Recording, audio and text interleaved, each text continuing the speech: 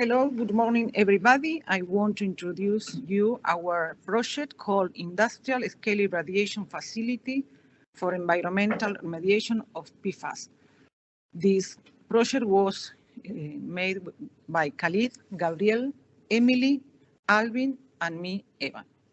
So my colleague is going to continue with this project. Thank you.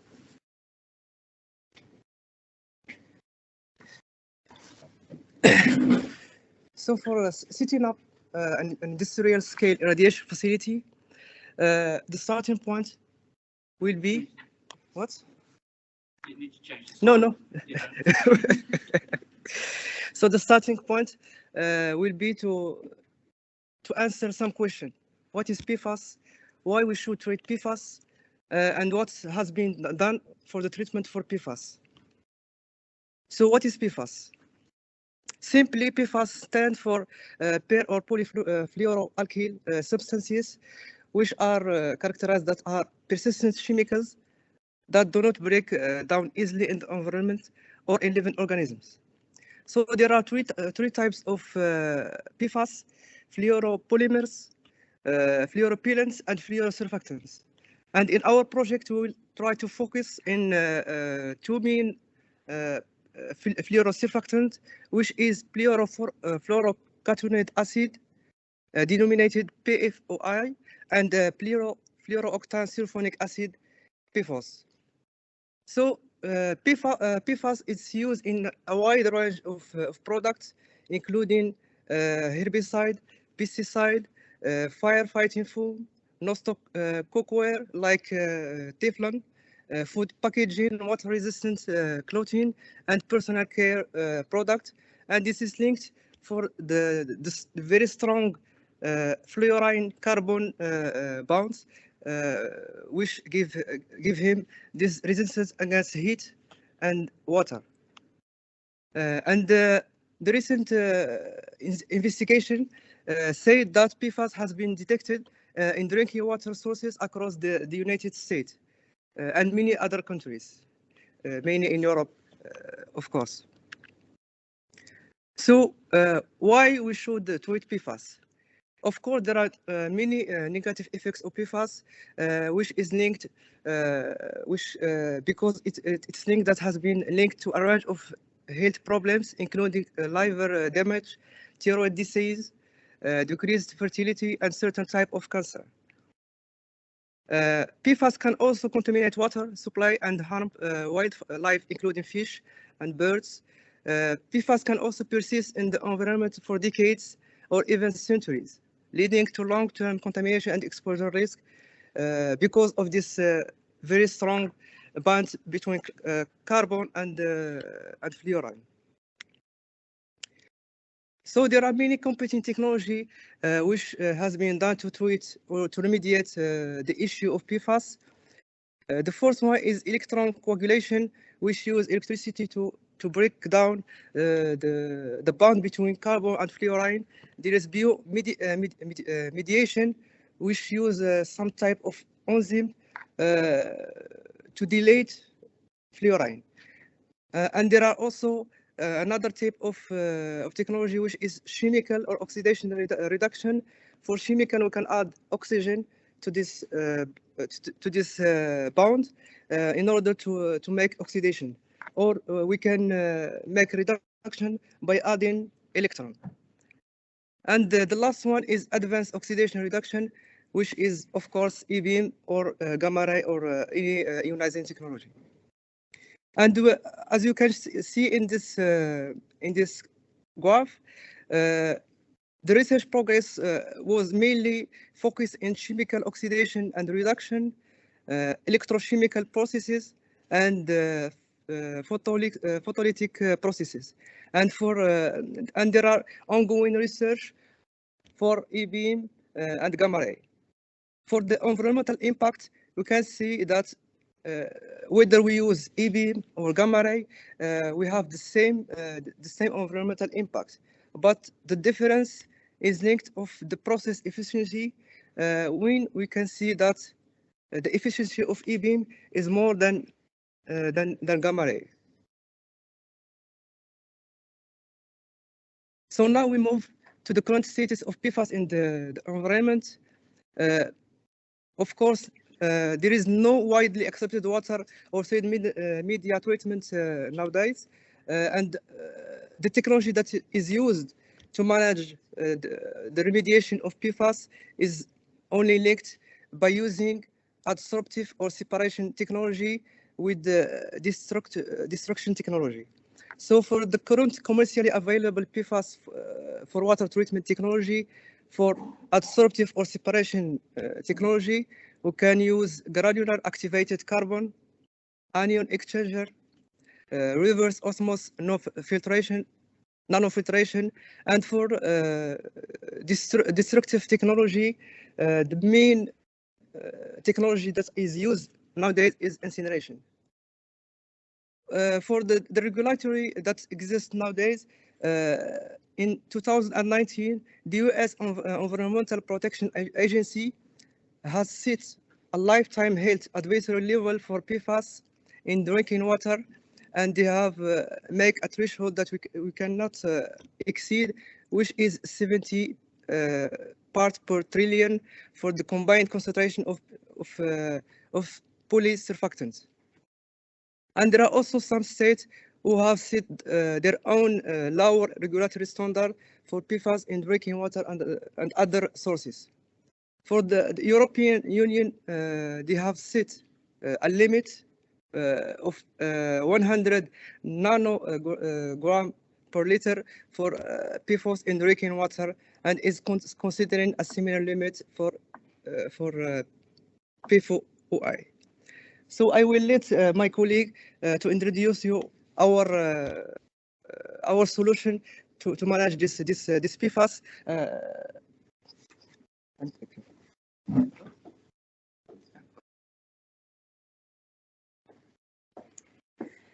So to introduce our solution that we figured out is we first were thinking about how we would treat the water directly, and we found that that wouldn't be quite as feasible as if we could find a way to concentrate the PFAS that was in the water and then treat that. And so the method that we came up with was, rather than treating the water directly, we can make filters that traps the PFAS using electron beam technology. And then after the PFAS has been removed from the water, then that can be treated with the electron beam in order to degrade the PFAS, which would be a much more environmentally friendly, as well as a much more efficient method than trying to directly treat all of the water with E-beam, since that would require a lot of electron beams in the facility, and as well as a lot of energy that would require to power all of those beams. So instead, we can modify that a bit and make it more efficient. So for the specific material that we would use, we can do radiation grafted absorbent materials by putting functional groups onto the membranes.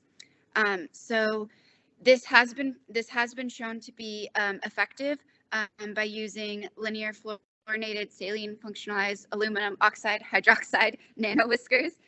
So this has been proven to be an effective method. But one of the problems that they found with just using that and not adding any other groups to it was that there was a large pressure drop as the water was moving through the filters due to the hydrophobicity of the fluorine fluorosaline. And so to help mitigate this pressure drop, we can add polyethylene glycol units, which are hydrophilic and make amphiphilic salines, and have those be added so that there is a reduction in the pressure drop, so that it doesn't affect the efficiency. And this treatment has been proven to remove 99.9% of the PFAS and PFOA. And it also has a very high flux rate of 1,223 liters per meter squared per hour. And this is very helpful in the fact that it makes it makes I can't think of upscaling. That's the word I was looking for. It makes upscaling more possible and more feasible because it has a very high flux rate, which means it can be translated to an industrial setting rather than a laboratory one more easily, and has more feasibility in that.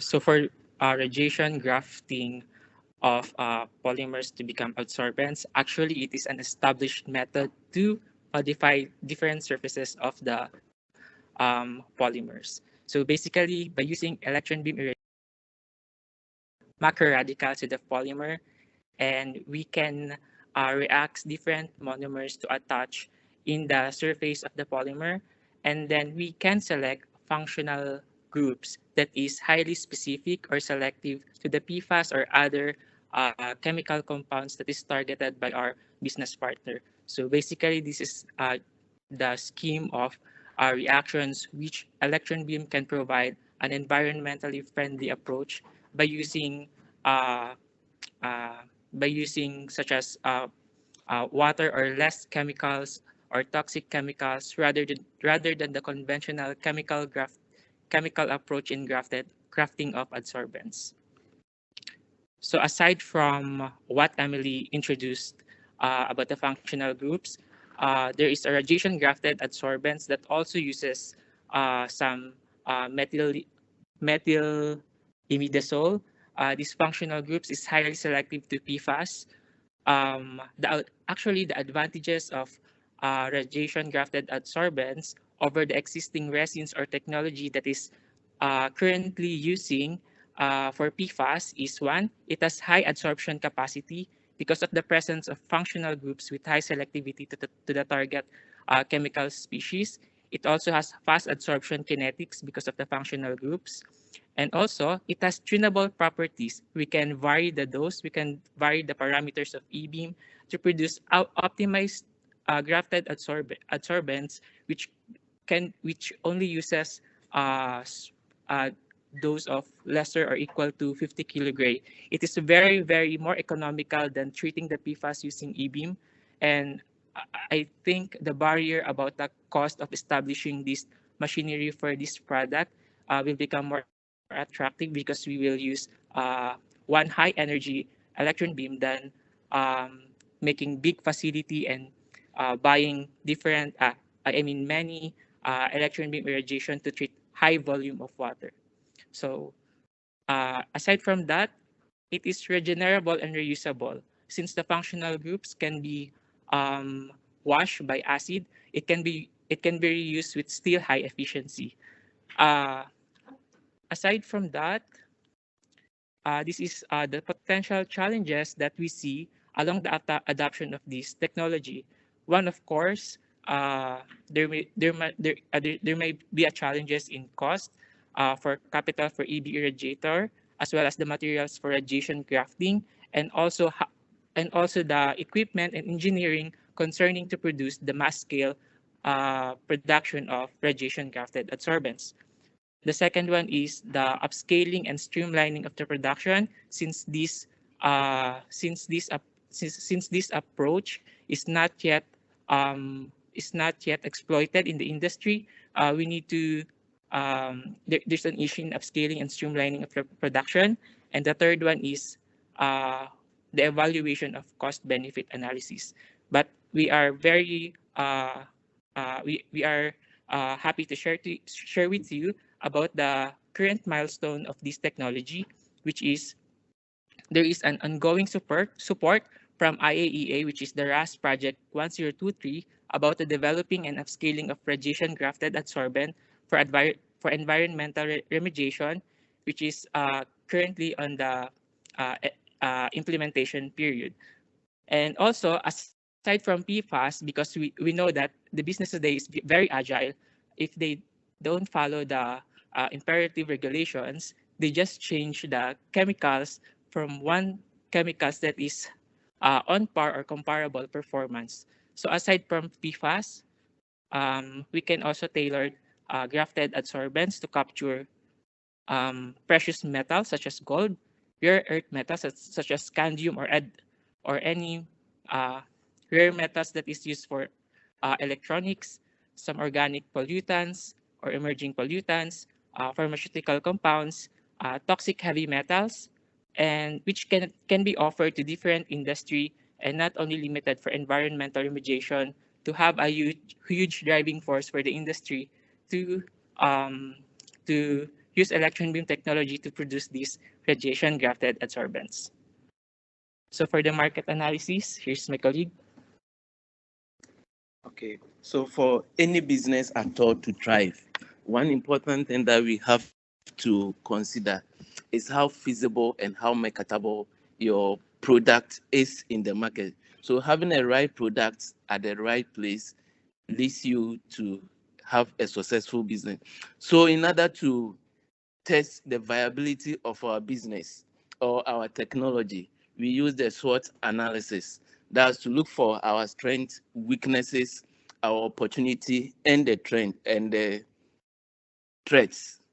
So based on during our brainstorming session, what we realized was that the technology, that the use of radiation grafted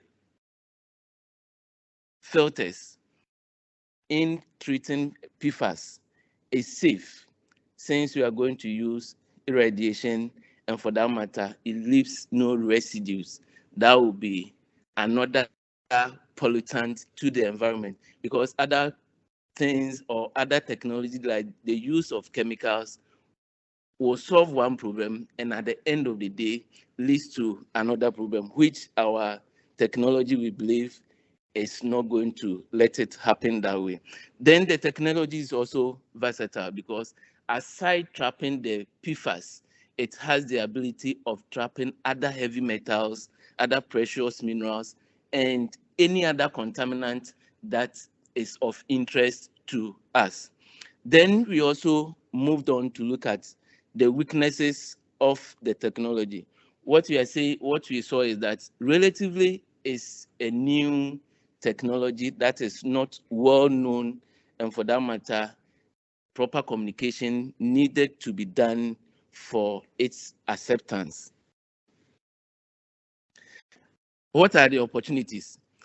It is that it's a viable venture, because for IAE, for it to have included it in its technical cooperation projects, meaning that they see the potential of this technology and how feasible it can be in the near future. It is also economically feasible, since materials needed and its operation costs compared to other existing technology is going to be relatively low and less expensive. What are our threats? Our threat is that for this business to be very successful, it's first of all should be a legislation that is binding to the users and all stakeholders of PFAS, so that people will be regulated as to what amount is permissible.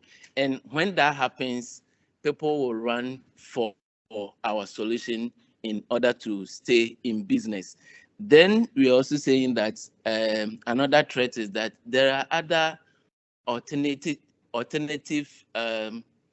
technologies that are competing in the same market. So if this is not considered very well, it could lead to our technology not.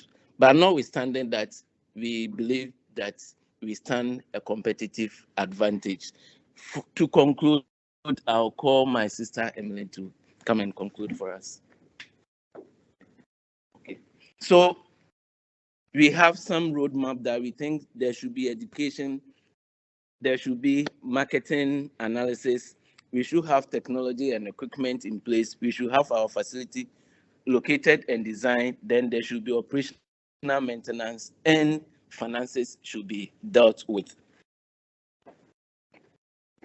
So to really conclude and sum it all up, with this technology that we are proposing, it will not only be a more environmentally friendly and efficient method than things like incineration that use quite a lot of power and energy, but it'll also be more environmentally friendly, and it can also evolve a lot as the marketplace and technology is evolving.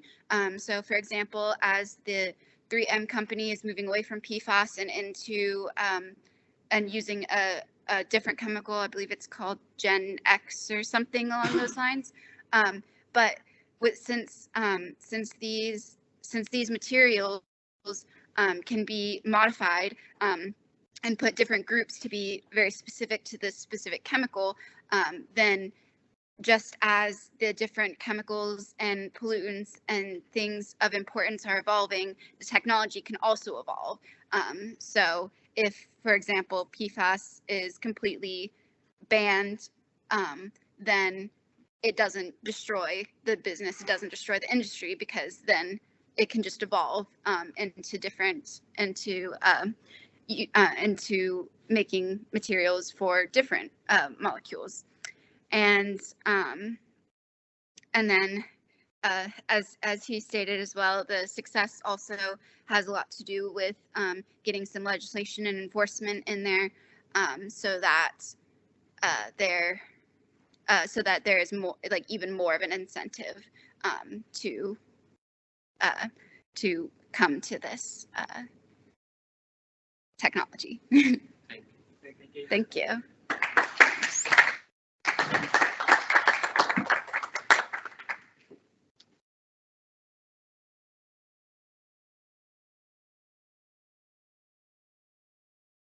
Good morning, everybody. Morning. Online and in the room. So our team is for the second project, and we're looking at the medical device sustainable sterilization and identifying e-beam opportunities with the Monte Carlo modeling. Our team consists of myself, Henny Widyastuti, Adrian Blanco, and Regian Martins, and we will all be going through this presentation. So in terms of the content, we will discuss what the current status is, the project description, process flow, the requirements and any prerequisites, and the next steps in terms of more of a long-term type of outlook. So current status. So currently the Abbott product portfolio is sterilized using ethylene oxide sterilization modality, and obviously we've been asked to look at e-beam modality, and also in the description VHP and nitrogen dioxide were mentioned. In terms of ETO, there are some issues presently in terms of the carcinogenic effects possibly in products. So with that respect, it's good to look at alternatives. And also one of the other benefits of e-beam versus ethylene oxide is the turnaround time. Obviously EO, there's a number of cycles which can take days, whereas e-beam is very quick in terms of it can be seconds or minutes. So in terms of the alternative method, obviously e-beam is the preferred method to look at, but obviously there is vaporized hydrogen peroxide, which is known as VHP, and nitrogen dioxide, and obviously these may need to be revisited if the ethylene, if the E-beam method is not favourable with respect to these the product portfolio for Abbott. In terms of E-beam, it's quite a widely used technology currently around the world. As alluded to just earlier, that it is a very quick turnaround time. So that is one of the advantages, and obviously that will reflect in the supply chain effect. So if a customer wanted a product quite quickly, there is the obviously there is other concerns, but you could potentially turn that around within a day or so. And obviously, as alluded to by the project team one, and throughout our week, there is a lot of applications in terms of E-beam across the globe. Now I'll just discuss the inputs and possible outputs for this project. So in terms of the inputs, the material properties, so the density of the product, the case makeup, the dimension of the product and the actual packaging, the infrastructure, so the location of the beam, the possible materials for shielding, along with the conveyor system. Also, obviously, a key input is what type of dosimetry we utilize for this, and the regulation and specifications.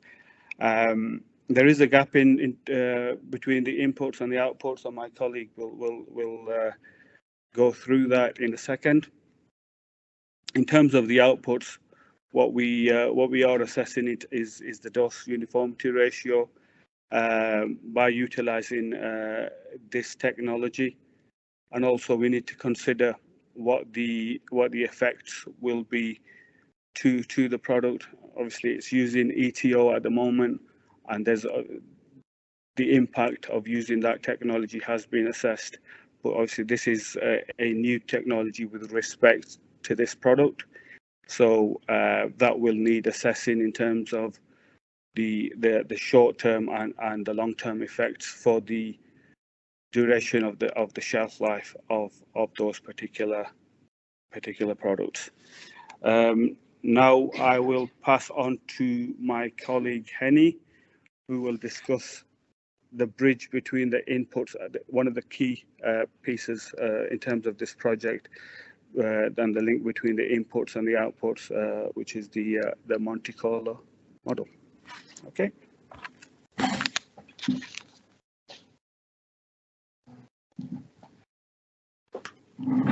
Hello, everybody.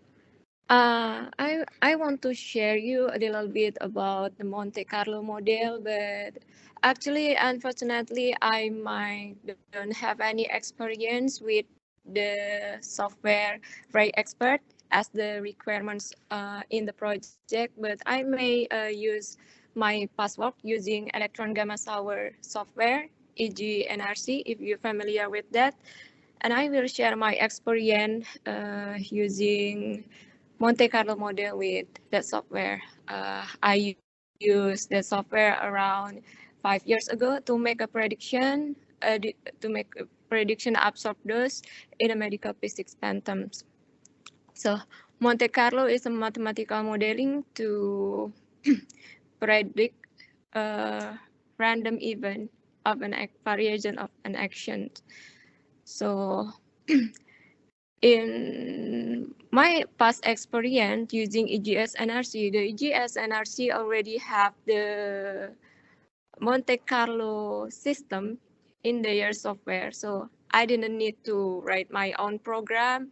I just need to define it, the geometry modeling, but not using picture from CAD. I just input the geometry based on the value and using Cartesian coordinate. So you may see the picture here. This is could be imagined as the volume of the material that we irradiated, and we want to measure the absorbed dose in these volumes. To measure distribution dose in a big volume is quite hard. So to make the process easier, I divide the whole volume of the box becomes small pieces of box that I could voxel. You could see from the fine length, small box. Then I measure the integral volume from the small box. The concept of voxel is similar with the pixel dots in a picture. And it will give us the result of the number of voxel and the distribution dose. Then we could build the three-dimensional image from the result that we got from the simulator. You could see from this image the red ones and the blue one. Then you can predict the area of the volume that accept the higher dose of irradiation, and the other side you could find the area that accept the lower dose of irradiation. You could divide the highest point of a red area and the lowest point as a dose uniformity ratio. Then from the set of value that I got from the simulation, I pick some point to use a reference point that I could put the actual dosimeter and irradiated a whole volume using irradiator in real irradiation. Then I compared the result that I got from the simulator and the result that I got from the actual measurement of dosimeter.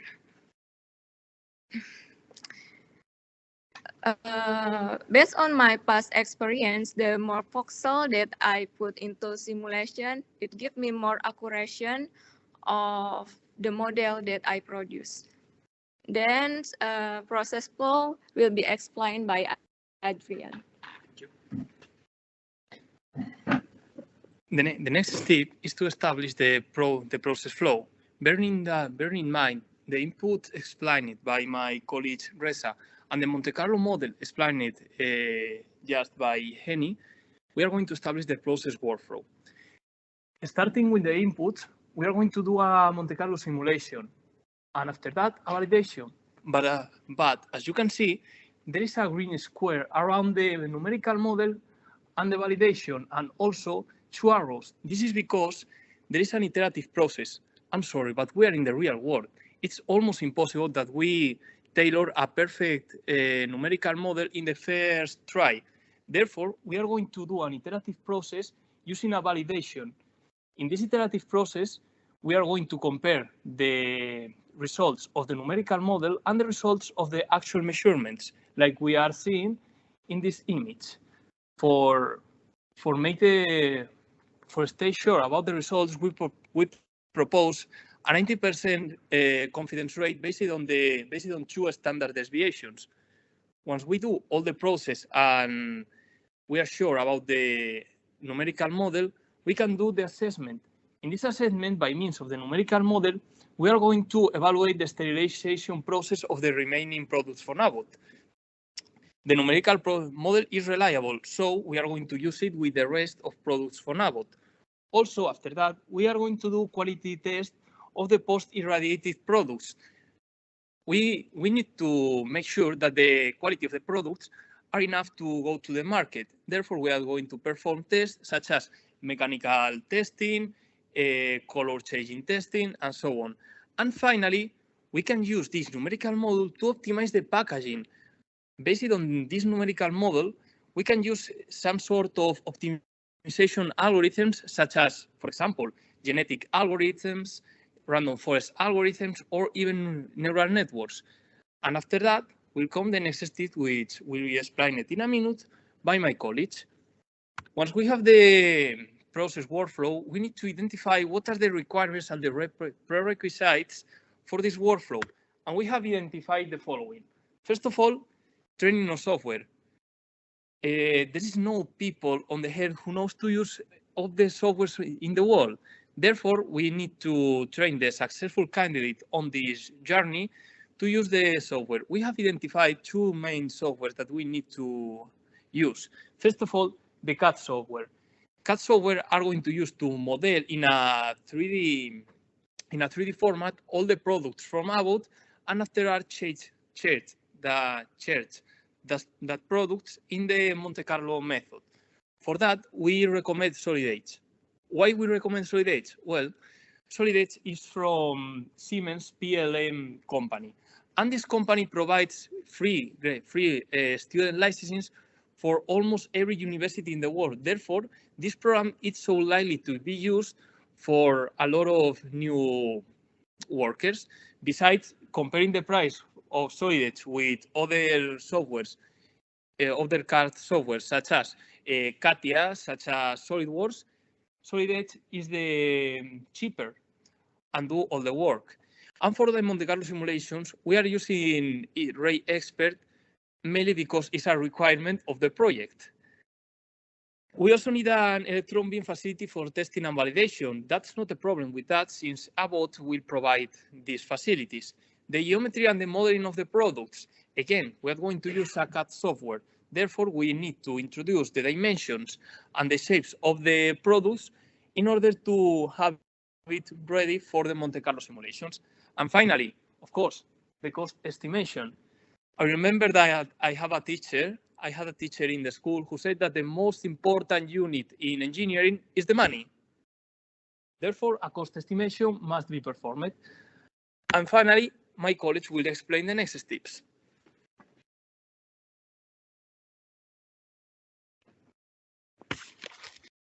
Hello for everyone. I'm Regiane. I'm telling about the next steps, pointing any important. The first assessment of future costs. We have any points to considerate, such as adaptation, the plant, implementation, training people, costs such as electricity, and other aspects involved in the chain, packaging, deliver. The other point is regulatory submission. We had to follow in existing standards and improving techniques based on research and technology are essential for the registration and maybe for regulatory updates. The risk assessment, the microbiology quality must be assurance in those cases where the products are invasive.